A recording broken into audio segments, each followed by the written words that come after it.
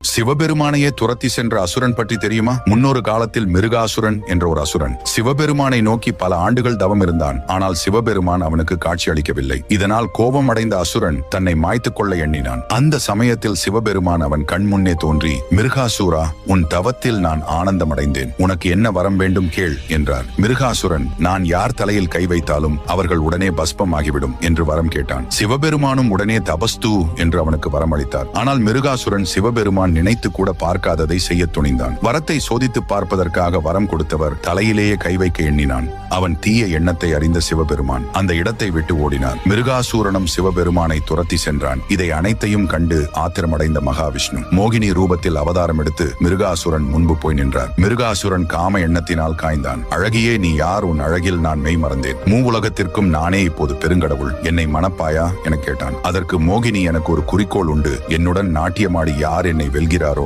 அவரைதான் நான் மனம் முடிப்பேன் என்றார். மிருகாசுரனும், இது என்ன விஷயம்? நான் உன்னுடன் நடனம் ஆடுகிறேன் என்று நடன போட்டியில் கலந்து கொண்டான். போட்டியின் ஒரு கட்டத்தில் மோகினி தனது சுண்டு விரலால் தான் தலையினை தொட்டாள். இச்சையில் மூழ்கியிருந்த மிருகாசுரன் என்ன செய்வது என்று அறியாமல் தான் கையாலே தன் தலையை தொட்டான். அந்த நொடியே பஸ்பமாகி போனான். உங்களுக்கு விஷ்ணு பிடிக்கும் என்றால் ஓம் நாராயணா என்று கமெண்ட் செய்து நமது சேனலை ஒரு சப்ஸ்கிரைப் செய்து